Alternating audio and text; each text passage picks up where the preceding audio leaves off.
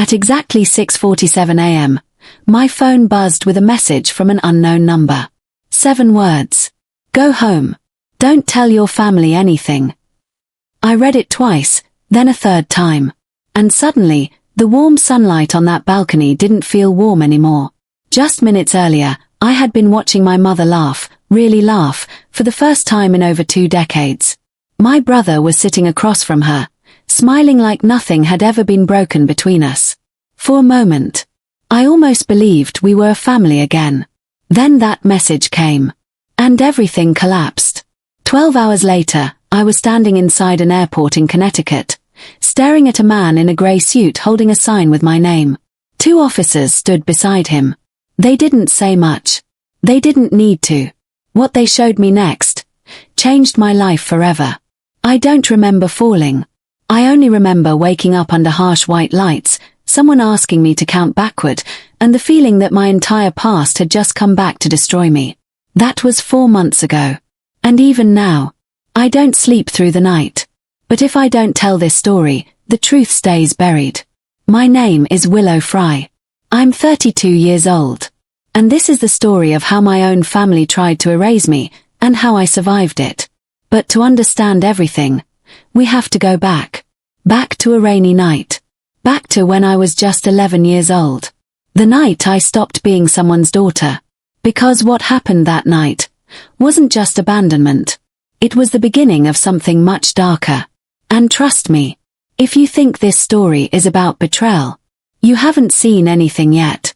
It was a cold Tuesday in November. I remember because I had a permission slip in my hand, a school trip, just $3 and a signature needed. That's all. $3. When I walked into the kitchen, my mother was on the phone. Her voice was calm, too calm. It's done, she said.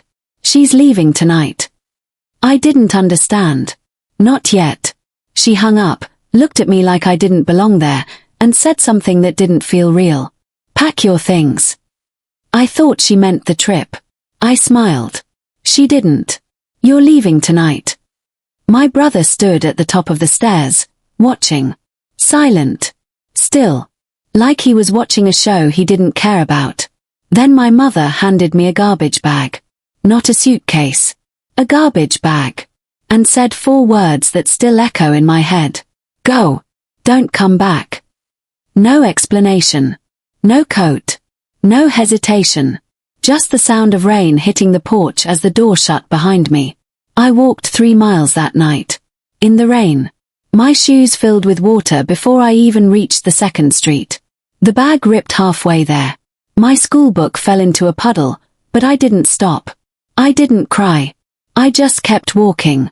Because when you're 11, and your own mother throws you out, you don't process it. You survive it. When my grandfather opened the door, he didn't ask questions. He didn't call her.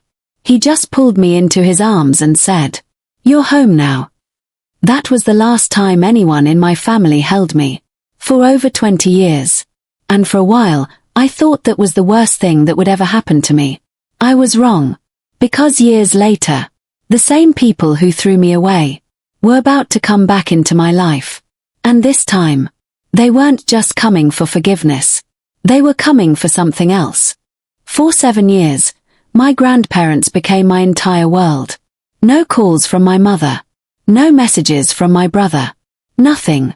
It was like I had been erased. But my grandfather, he always knew something I didn't. He used to say, "One day, you'll understand why I'm protecting you." I didn't understand back then. I wish I had. Because years later, everything changed again. I built a life from nothing. Scholarships. Jobs. Sleepless nights. By 30, I had built a company worth millions. On paper, I had everything. But deep down, I was still that 11-year-old girl in the rain.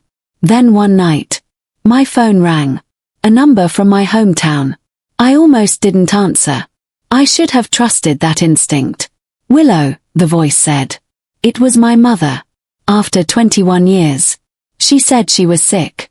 She said she had changed. She said she was sorry. And then she said the words that broke through every wall I had built. "I want us to be a family again." She invited me on a trip. A family vacation. My brother would be there too. He wanted to apologize. I said no. Immediately. But that night, I didn't sleep. Because logic tells you one thing. But that small, broken part inside you whispers something else. Maybe this time will be different. 3 days later, I called her back. I'll come. But only for 3 days. She agreed instantly. No hesitation. No negotiation. That should have been my first warning. But it wasn't. Because minutes later, I got another message. Unknown number. Be careful. I ignored it. Deleted it. Biggest mistake of my life. Because what I walked into was never a reunion. It was a setup. And by the time I realized it, it was already too late. Hilton Head Island looked like a dream. Soft sunsets. Ocean air. Perfect silence. The kind of place where nothing bad should ever happen. But the moment I saw my mother, something felt off. She hugged me too tightly. Cried too quickly. Like she was performing. My brother. He didn't hug me at all. He shook my hand. Like I was a business deal.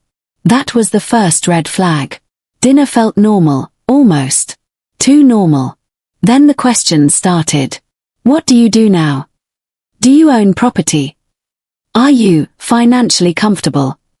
Casual questions. But not really. Because every question was about money. That night, I checked my phone. Another message. Unknown number. Did he ask about money yet? That's when my stomach dropped.